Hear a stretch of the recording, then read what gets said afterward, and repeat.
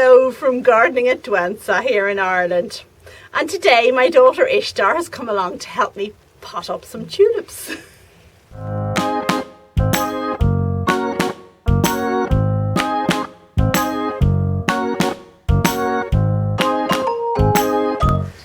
So here we are, and Ishtar's just back from Holland, and maybe you'll tell me a bit about it, Ishtar, and what you got me. I got you some tulip bulbs because they're mad about tulips over in Amsterdam. There were tulip bulbs everywhere, and I was going to get a different bag, but then Stephen said the Rembrandt ones would be the best ones for you because they were so pretty. So we got that and brought it back and kept it in the wardrobe for a week, and then we have it for you. A week, tell the truth. Well, maybe a little bit longer, but Well, I'm just delighted to have these Rembrandt tulips because they really are very special. And I don't know if you know Ishtar, I was telling her just a little while ago, but I'll tell her again now for the benefit of the camera. But in the 1600s, Tulipmania was, it was a big thing in Holland, and people went mad about tulips. And you know, one single bulb would fetch the price of a house, so people were selling houses to buy a single tulip bulb. And because they could only afford a few, like they were, when they planted them in their garden, they had mirrors and things like that to make them look like they were more, and it was just mad. Anyway, there was a big crash, and the bottom fell out of the tulip market in the end, and that was the end of it. But those tulips were so special because they were flamed, and that means that they had a colour break virus in them, so that no two tulips would be the same. And they were like these ones here. They had all this flaming and beautiful other colours coming up the tulip. And some years a tulip would just come up in somebody's garden and have no flaming at all, and people just didn't understand what it was about. And the truth is, it was due to this virus. Now, nowadays, you can't really sell tulips with viruses in them because they're diseased and they're not stable and whatever. However, the Rembrandt variety maintains the beautiful appearance of the virus, and it's very readily for sale. So I'm just delighted you got me the Rembrandt ones. you're lucky we picked those ones.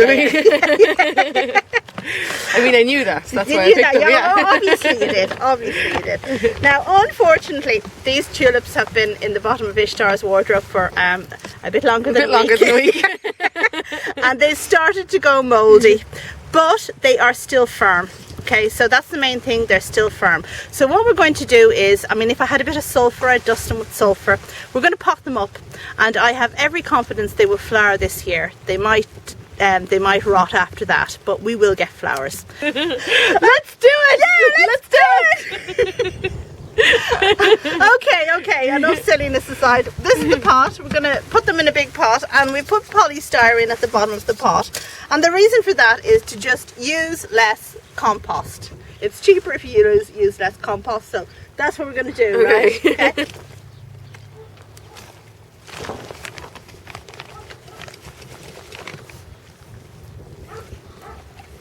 We'll make a gardener of you yet, Ishtar, won't we? I just need a garden first. And do they normally need such a deep pot? Tulips like to be planted nice and deep. The deeper you plant them in your garden, the longer they'll last, generally speaking. Okay. Do they come back? They're not... They'll come back if you lift them if they're not moldy. Summer. If they're not moldy. And if you lift them in the summer and store them dry in the house, and then plant them out again in November. Okay.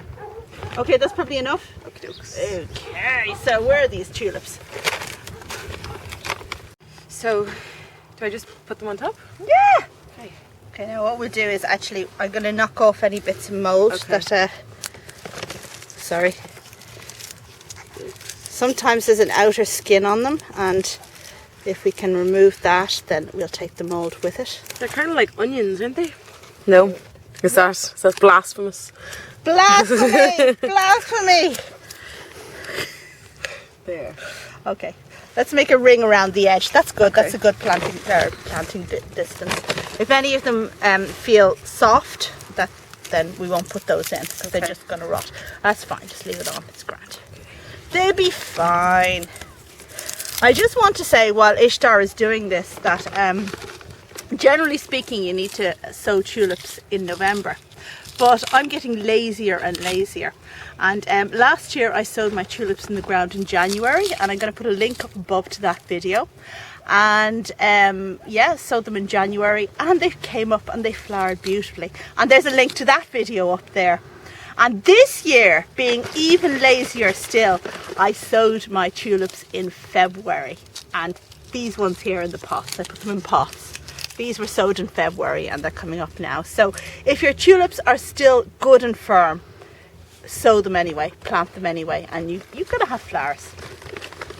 That's my story and I'm sticking to it. Can you grow tulips inside? No, No. They like the cold.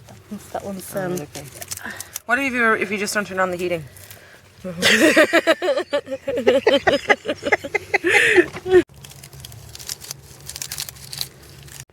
Okay, so we've put in all of the ones that we reckon are nice and firm. Some of them are quite squidgy and we're getting rid of them. But as Ishtar pointed out, that might be terrible because this one here could be the blue one.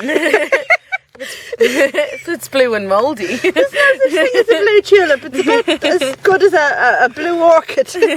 Okay, so now we're going to cover it with soil. Okay.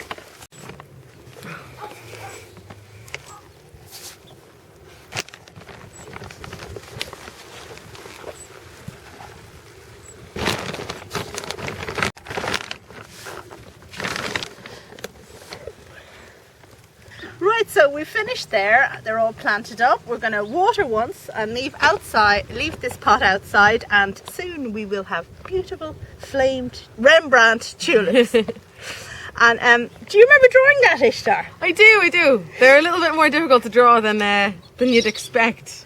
You Show can us. see them. There's the little tulip bulbs. So this is our book, journal. And that's what it's going to look like. Sorry. That's what it's going to look like. So this is our book, Journal of an Irish Garden, which I wrote and which Ishtar illustrated with drawings. And we really think everybody should go out and buy a copy, don't we, Ishtar? Yeah, it's brilliant. Excellent. Even for non-gardeners. Yeah. It's just the ticket. I enjoyed reading it. So if you look in the details on this video, there'll be a link to the site, lulu.com, where you can buy this book. And it's not expensive. It's €10 and whatever that is in dollars. Available anywhere in the world. Yeah. Do it. Do it. Okay. Do it. And we can go out and have coffee again. Yeah. Provide us with our afternoon tea. Thanks. Okay. Thanks very much for watching this video, and do check back again for lots more gardening-y stuff. And who knows, maybe Ishtar will even make another guest appearance. Thanks very much for watching. Bye. Bye.